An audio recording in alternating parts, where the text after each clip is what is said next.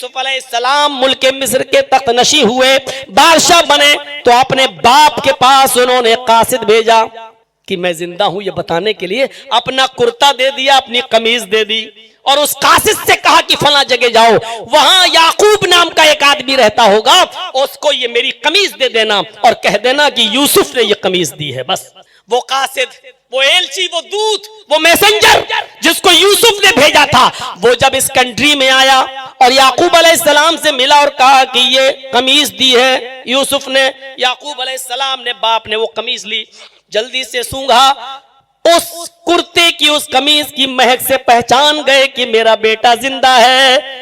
پوچھا یہ کس نے دی؟ کہا یوسف نے۔ تو حضرت یعقوب علیہ السلام کی زبان سے جو پہلا جملہ نکلا، اس جملے پر غور کرو، یہ نہیں کہا کہ میرا بیٹا کس حال میں ہے، میرا بیٹا زندہ ہے یا نہیں، میرا بیٹا کہاں ہے، یہ نہیں پوچھا، بلکہ یہ پوچھا کیف ترکتہ، تمہیں یہ قمیض یوسف نے دی ہے؟ یوسف نے دی ہے؟ ہاں۔ کیف ترکتہ، تم نے اس کو کس حال میں چھوڑا، کس حال میں چھوڑا؟ یوسف کو یہ نہیں کہا میرا بیٹا ہے، کیف ترکتہ، کیسے چھوڑا؟ تفسیر ابن کثیر اٹھا کر دیکھیے میرے بھائیوں، کیا پوچھا حضرت یعقوب نے؟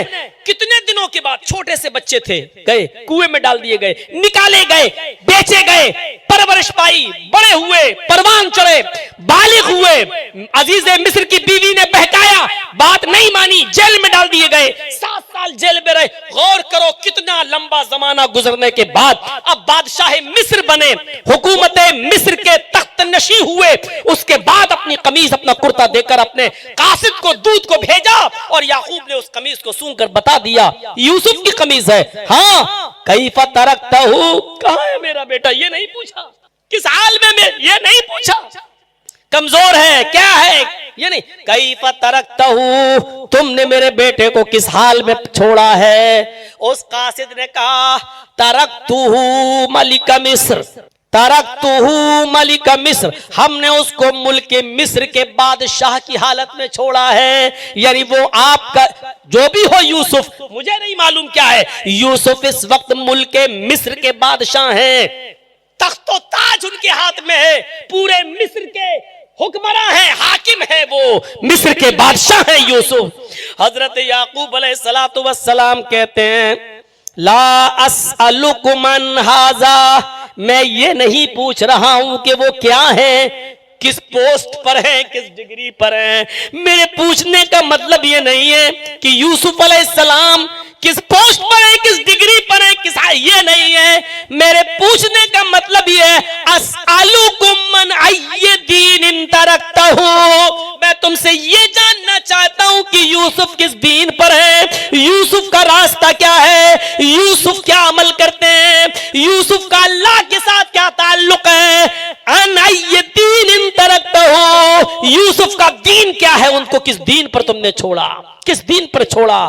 تب قاصد نے بتایا وہ اللہ کی عبادت کرتے ہیں، نماز پڑھتے ہیں، روزہ رکھتے ہیں، اللہ کو ایک مانتے ہیں، اللہ کی عبادت کرتے ہیں، اور یہی دعوت دیتے ہیں کہ اللہ کے علاوہ کوئی معبود نہیں۔ اتنے دنوں کے بعد جب بیٹا ملا بھی اس کی قمیص، تو حضرت یعقوب علیہ السلام کا پہلا سوال یہ تھا کہ آئے قمیص لانے والے، مجھے یہ بتا کہ تو نے یوسف کو کس دین پہ چھوڑا، کس مذہب پہ چھوڑا، کس راستے پہ چھوڑا۔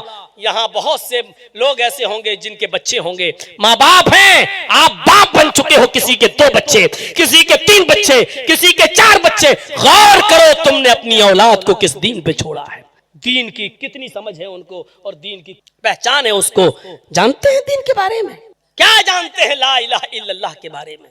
صرف کلمہ پڑھ لیا ہو گیا؟ لا الہ الا اللہ کا معنی کیا ہے؟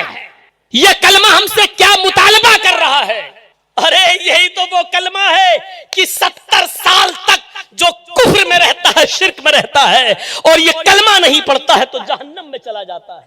اور یہی تو وہ کلمہ ہے کہ جس کلمے کے لیے 70 سال تک کوئی آدمی ٹوئیاں مارتا رہے، اندھیرے میں رہے، گمراہ رہے، سب کچھ کرتا رہے، गुनाहगार रहे, लेकिन मरने से पहले 80 साल की उम्र में उसने कह दिया ला इलाहा इल्लल्लाह।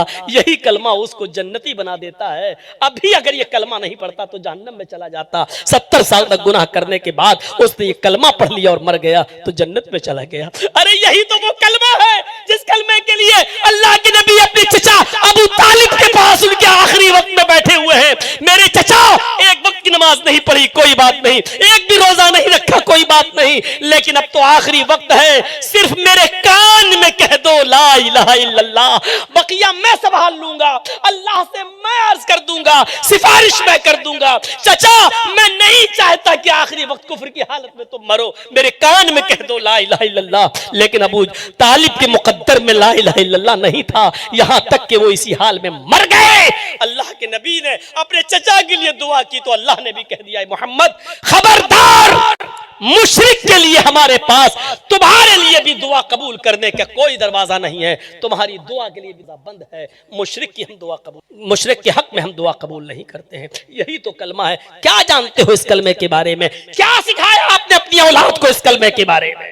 नहीं जाना चाहता हूं अभी हम कलमा तैयबा ला इलाहा मुहम्मद रसूलुल्लाह छोड़ दो। अगर ला इलाहा इल्लल्लाह पर गुफ्तगू करने लगूं तो मुसलसल 1 महीने तक आप यहां स्टेज लगाइए और हर दिन 2-2 घंटे बोलूं तब भी ला इलाहा इल्लल्लाह पर मैं मुझ जैसा कम इल्म और कम पढ़ा लिखा मौलवी 1 महीने तक बोल सकता है उस पर। जो बहुत बड़े काबिल उलमा हैं उनकी तो बात ही अलग है, छोड़ दीजिए। मेरे भाइयों, क्या जाना है ला इलाहा इल्लल्लाह के बारे में? अन अय्य दीन तरक्तहु, किस दीन पे? इतने सालों के बाद भी नहीं पूछा मेरा बेटा ठीक है, पूछा तो क्या पूछा, किस दीन पे छोड़ा। हमने अपनी औलाद के बारे में जरा रात के 2 बजे कहां से आ रहा है? कभी सोचा है उसका मुंह सूंघने की कोशिश की?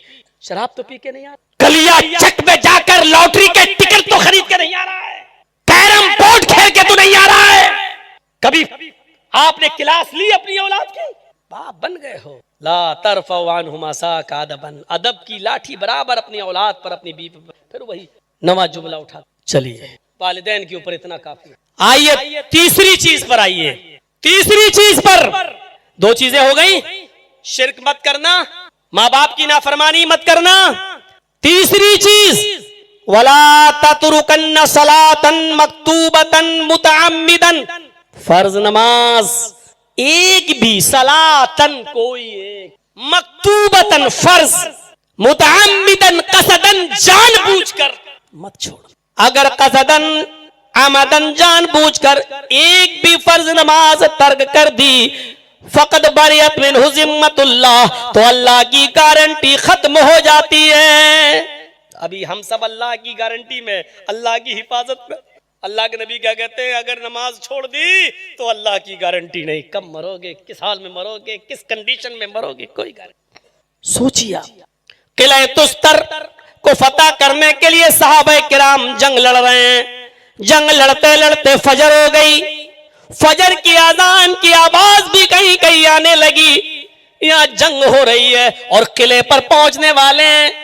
आपस में सहाबा मशवरा करते हैं आंखें आंखों में, क्या किया जाए, यानी पहले नमाज पढ़ी जाए या किला पर झंडा लगा दें। इशारों इशारों में गुफ्तगू हो जाती है, पहले किले पर झंडा लगा दो। अगर हमने किले पर झंडा नहीं लहराया तो ये काफिर फौरन उस किले पर चढ़ाई कर लेंगे। अब तो हमने किला हासिल ही कर लिया, पूरी रात जंग लड़ी है, नमाज बाद में पढ़ लेंगे। अगर अभी नमाज पढ़ने में लग गए तो ये काफिर किले तक पहुंच जाएंगे।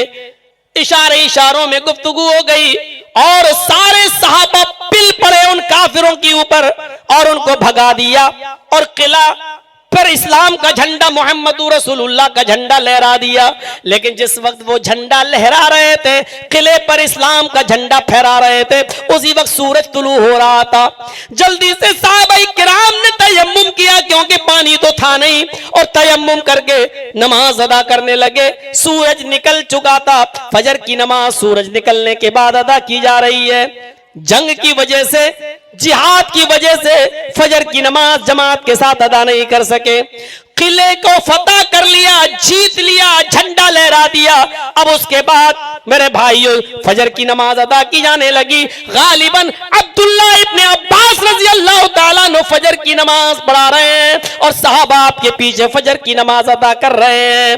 جب سجدے میں جاتے ہیں عبداللہ ابن عباس کی آنکھوں سے گرنے والے آنسوؤں سے زمین تر ہو جاتی ہے, زمین بھیگ جاتی ہے. جب سلام پھیرتے ہیں تو صحابہ نے دیکھا زمین پر آنسوؤں سے زمین تر ہے, زمین بھیگ چکی ہے, زمین گیلی ہے. پوچھا ہے عبداللہ اتنا رونے کی ضرورت کیا تھی, اتنا کیوں رو رہے ہیں, وجہ کیا ہے؟ تو حضرت عبداللہ ابن عباس فرماتے ہیں جب سے میں نے نبی کے ہاتھ پر ہاتھ رکھ کر بیعت کی ہے اور جب سے میں نے نماز پڑھنا شروع کی ہے, میں بچپن سے نبی کے ساتھ نماز پڑھتا رہا, اتنا بڑا ہو گیا, جنگ جیت لی, فتح کر لی. یہ میری زندگی کی پہلی نماز فجر کی, یہ میری زندگی کی پہلی نماز فجر کی جو سورج نکلنے کے بعد میں پڑھ رہا ہوں. اب تک میری کوئی نماز فجر کی قضا نہیں ہوئی, یہ پہلی نماز فجر کی جو قضا ہوئی جو میں سورج نکلنے کے بعد پڑھ رہا ہوں. اس لیے اس پہ اتنا افسوس ہو رہا ہے, اتنا افسوس ہو رہا ہے. اگر میرا گھر جل جاتا, میرا مکان جل جاتا, میرے کاروبار میں آگ لگ جاتی, دنیا و ما فیہا, مجھ سے میری دنیا اور دنیا کی ساری چیزیں چھین لی جاتی, تو مجھے اتنا دکھ نہیں ہوتا, اتنا افسوس نہیں ہوتا جتنا اس ایک ٹائم کی نماز کے اصلی اور اول وقت کے چھوٹ جانے کا افسوس ہو رہا ہے. میرے بھائیوں جنگ بھی اسلامی لڑ بھی رہے ہیں تو دین کے لیے, جان بوجھ کر نہیں چھوڑی ہے, اور اس لیے چھوڑی کہ اگر جنگ لڑنے میں, اگر نماز پڑھنے میں لگ گئے تو یہ کافر جیتی ہوئی لڑائی بھی ہرا دیں گے اور قلعے پر جھنڈا لہرا دیں گے. اس لیے انہوں نے سوچا کہ پہلے قلعے پر جھنڈا لہرا دو اور اس علاقے کو فتح کر لو, اس لیے لڑے بھی اسلام کے لیے. لیکن افسوس دیکھو اتنا ہو رہا ہے, ایک وقت کی نماز وہ بھی بعد میں پڑھ لی, پھر بھی افسوس ہو رہا ہے کیونکہ وہ نماز سورج نکلنے کے بعد پڑھی ہے, اس لیے افسوس ہو رہا ہے.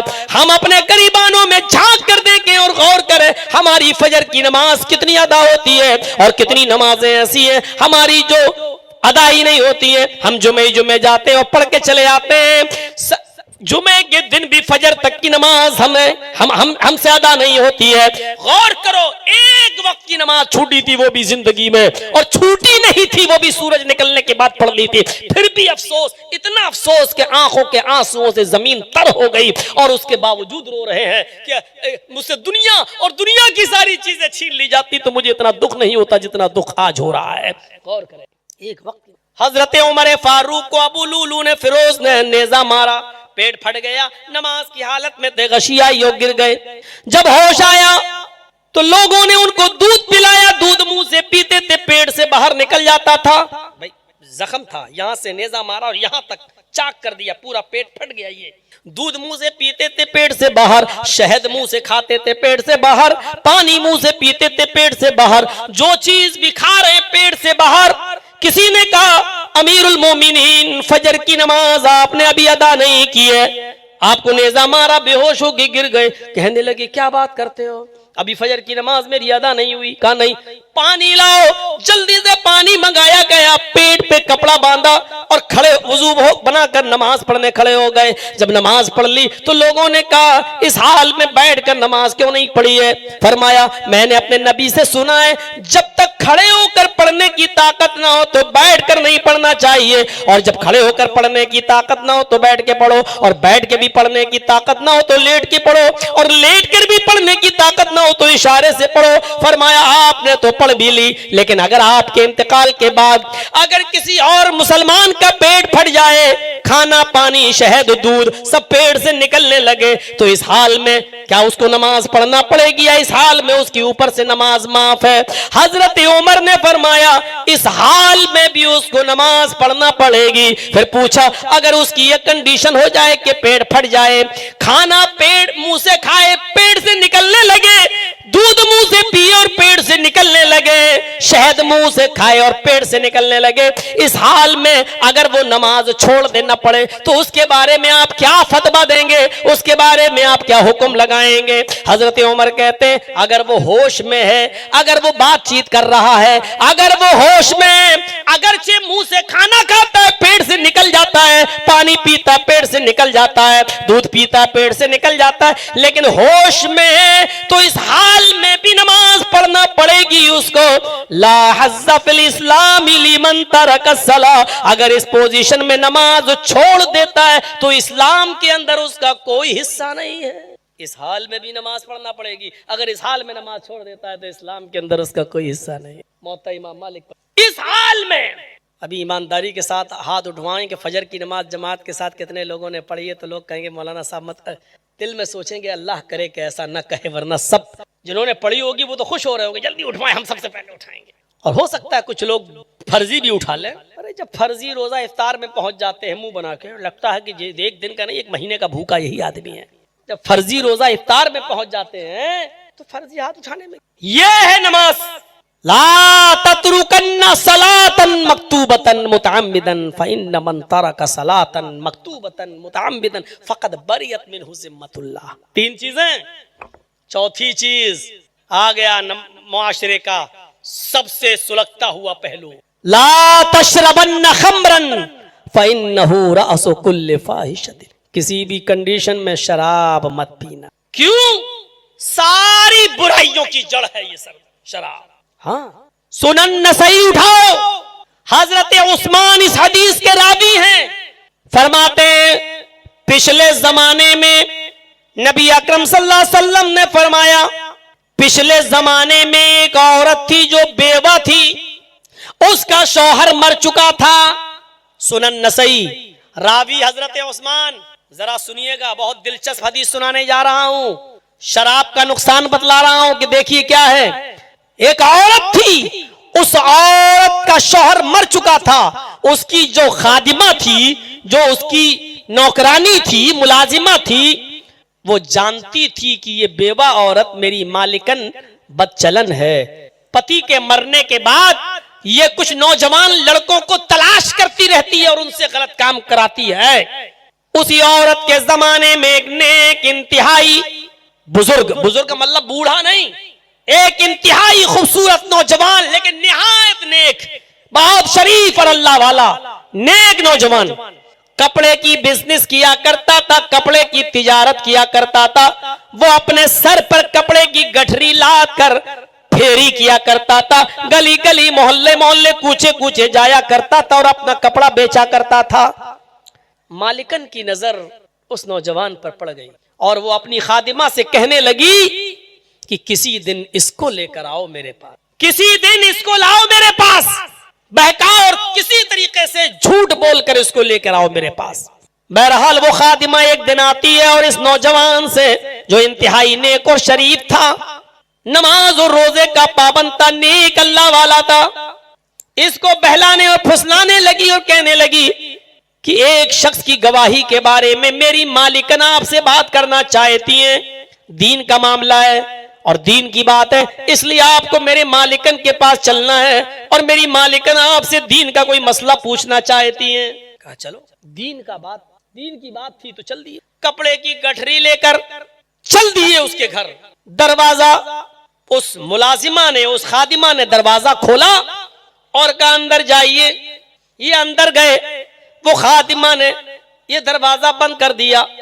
ایک اور دروازہ تھا، اس دروازے کو کھولا، کہا اور آگے چلیے، اس دروازے کو بند کر دیا۔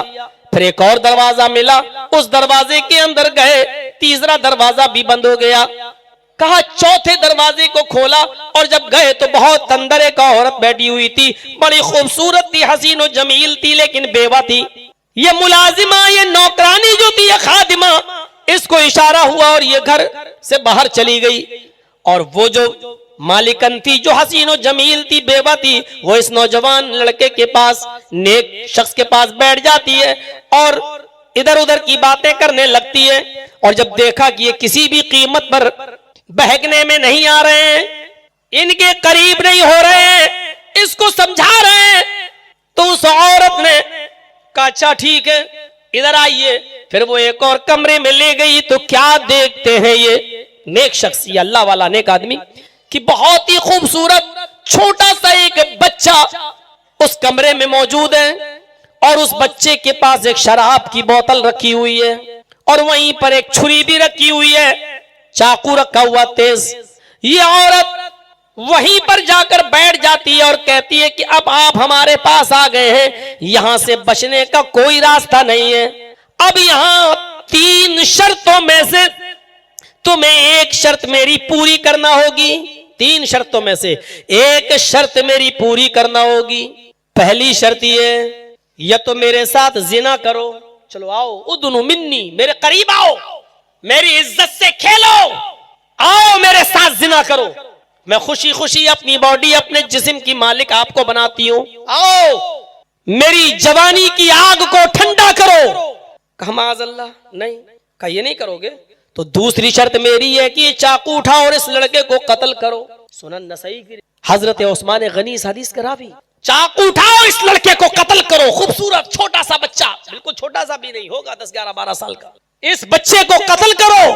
کہا معاذ اللہ بے قصور بچے کو میں کیسے قتل کر سکتا. کہا مجھ سے زنا بھی نہیں کر سکتے, اس بچے کو قتل بھی نہیں کر سکتے, تو پھر یہ شراب پیو. چلو تیسرا سب سے چھوٹا کام, شراب پی لو, اس کے بغیر راستہ نہیں ہے.